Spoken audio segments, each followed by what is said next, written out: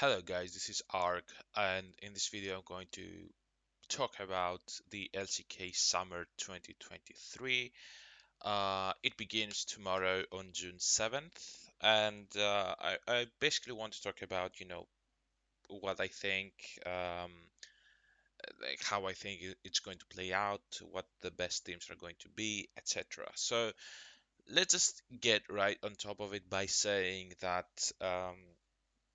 spring season gave us quite a good, I'd say, preview of what's going to happen. After all, in spring, we got a lot of teams with new players that basically we could not really predict which team would be strong or like which team is going to be the best. I mean, for spring, we knew that T1 was going to be good, and then we also thought that D plus Kia is going to be strong, since they technically upgraded their AD carry from Docdom to Deft.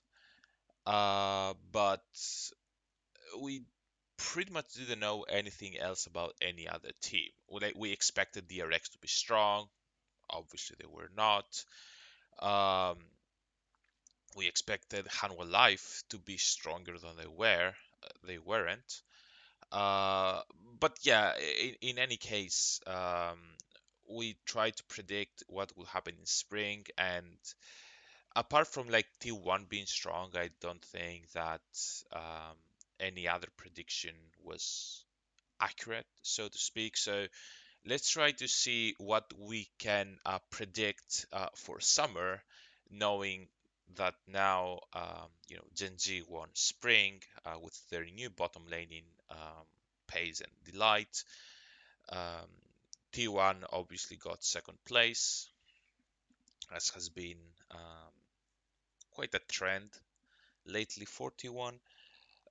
So let's start from what I think will be the bottom tier teams, or before that, even let's start with some of the roster changes. Obviously, not a lot of changes between spring and summer for most of the LCK teams.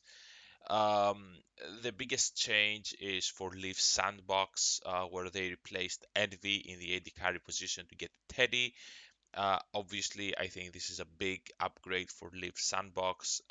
Envy was kind of a liability, especially last year. This year, in this spring split, I think Envy was okay.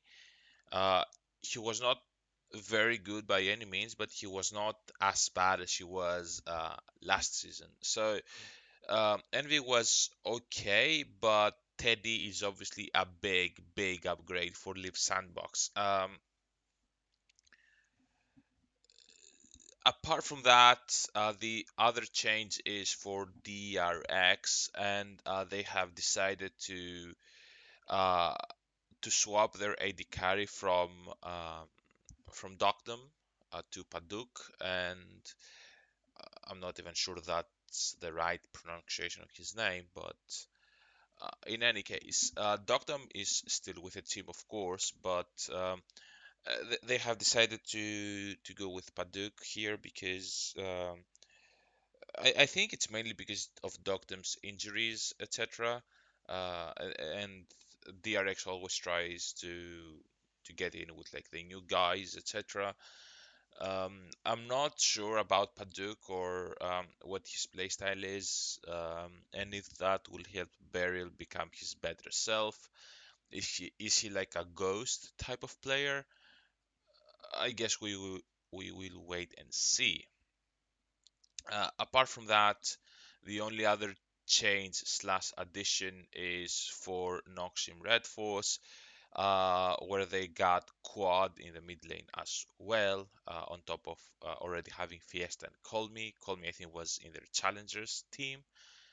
Um, Quad is obviously experienced in the LCK, has played in the LCK, I think, for Gen G, um, besides BDD or something. So Quad has some sort of experience, but I do not think it will make a big upgrade over Fiesta. Um, So, with all that said, let's start from the bottom and work our way to the top. So, I think it's clear to realize that there is a bottom four, or maybe a bottom three, I should say. I think a bottom three would be Nongxin Red Force, OK Bro, and Kwangdong Freaks. Um,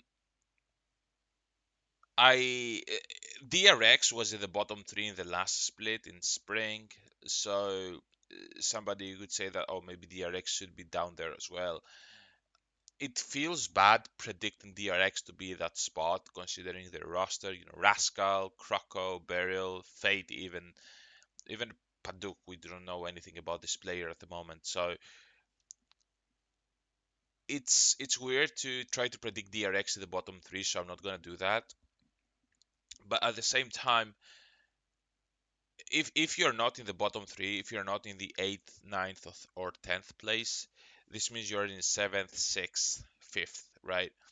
And if you are in those spots, then are you really as good as the other teams in those spots? It's a weird thing to consider, you know. So I think Nox in Red Force and Condon Freaks will definitely be the 8th and ninth place team, even though Condon Freaks showed some promise towards the end of spring. I would uh, I would entertain the thought where maybe Condon Freaks even makes playoffs by 6th place, for example. It would be a good thing to see that this team has improved to the point where they can reach playoffs. Um, but I think at the same time, you know, every other team will be improving as well, in my opinion, especially DRX, especially Hanwha Life, even Live Sandbox, to the point where I do not see how Quantum Freaks can become better than those teams. So again, I think Quantum Freaks, Nox in Red Force, and OK Bro will be the bottom three teams, which means that there is one more team that will be at the seventh place and out of playoffs. Um, Currently, based on strength of Spring Split, I would say that would be DRX, which again is kind of disappointing to say. But unless they show something different in summer, I cannot see how this would be any further from the truth. Um, of course, in all that situations, we have to take into consideration the fact that there is a meta change. Obviously, you know, the big mid-season patch with the marksman item changes and the assassin item changes, etc. Um, does this really affect how strong or how weak the teams will be come summer? I mean, in the past, meta changes have definitely made it so that a team that was not as strong is now strong. Like the biggest example of this is DRX last season at the World Championship. They were sixth place, I think, in LCK last year, and they managed to not only make Worlds but start from the playing stage and go all the way to the finals. So meta changes can definitely make or break teams on occasion. So it's really not 100% sure that if a team was good in spring, will also be a good team in summer, or if they're a bad team, they will keep being a bad team. Like meta changes definitely can make teams better or worse, depending, you know, on their grasp of the meta. So, which team I think will be the seventh place and out of playoffs? I think that would be DRX at the moment, based on momentum alone. Um, and like those bottom four teams are, I'd say the least interesting because those are the teams that will not make playoffs, and um, obviously those are the least interesting teams. And those were the teams that were out of playoffs in spring as well. So with that said, let's now think about which teams will make playoffs. Obviously, the playoff teams will be the six remaining teams. So Genji, T1, KT, D Plus, Kia, Hanwha Life, and Live Sandbox. Um, so if I'm not mistaken, the summer playoffs will be having the same format as the spring playoffs. So the 3 to 6 place teams will play in a knockout round, and then first place team will select one of the winners, and second place team will pick the remaining winner. So I think we will not see a lot of changes from spring. I still think Genji and T1 will be number one and number two. The biggest question for me is how D plus Kia will change their play style in summer. Will they become more consistent? Because in spring we saw that Damwon was very, very strong when they were drafting Lucian Nami. Deft was looking like a god with Lucian, um, and Damwon got a very strong start in spring with that combo. But then teams started banning out Lucian from Damwon, and then we saw that Damwon had issues playing the bottom lane laning phase. They could not capitalize in the mid game because they did not have the Lucian power spike. Um, so I'm really curious to see if Damwon can, find a different way to approach the game, figure out the meta in a better way and see how they might level up. Because as a big Korean fan, Korea needs a strong Damwon. Like I know Genji is really strong right now. I know T1 is really strong right now. But Korea needs Damwon because Damwon won the Worlds in 2020. They reached finals in 2021. They had a strong showing in 2022. Damwon is always a team that will show up at Worlds no matter what. So having a strong Damwon team at Worlds means that Korea always has a strong chance of having good runs and even reaching finals and winning the whole thing. Um, so let's just say that I am a Genji fan for one. So obviously I want Genji to do well, but at the same time, I want Damwon Kia to be strong. I want T1 to be strong because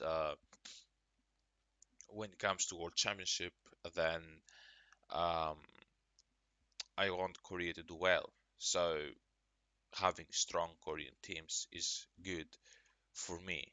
But obviously at the end of the day, I'd prefer if Genji won everything. But apart from that, now let's see which teams will be at the fifth and sixth place. I think Live Sandbox will be a sixth place team. Um, the thing about Live Sandbox, and I think the reason why a lot of people um, were tricked by Live Sandbox is because they got a very strong start at the beginning of spring. They got like a lot of victories, a lot of like kind of fluke victories as well. I dare say they were kind of a fluke. Like a lot of 2-1s, a lot of, oh, I stole Elder and now we won. Um, so when the time came where they were not getting lucky with those steals, with those wins, they fell off the standings. And this means that Leaf Sandbox is not as strong a team as you would think. The thing is that now that they got Teddy, I think they do have um, some option to play out late game team fights, have a win condition in that AD carry. Um, will that make a big change? I think Teddy is a big upgrade, but will that make a big change regarding Leafs Sandbox's chances of making a better run in the LCK? I would say not really, because again, it all depends on how the meta shapes up. If Teddy has been known as the late game AD carry, fountain laser type of guy. If you reach late game, he will carry the game for you. But uh, if um, if the game does not reach late game, if we're still in an early game meta, then who's to say that Teddy will be having his late game team fighting power, you know? Um, so I think that Live Sandbox, because of that, would be our sixth place team, and some could argue that maybe they will not even make playoffs. Maybe DRX might level up and make playoffs instead of Live Sandbox. Maybe maybe like Quantum Freaks make some sort of big run, big improvement, and they steal the sixth place from Live Sandbox. Who knows? Um, but I think the sixth place, it is a very interesting situation where the sixth place in the LCK is up for grab from multiple teams now. Um, I think the favorites right now are Live Sandbox, but I would not be surprised if DRX or like Quantum Freaks makes it. Even like okay, bro, like who knows about sixth place. Um, but if you go above sixth place now, I'd say we have the clear top five teams of the LCK.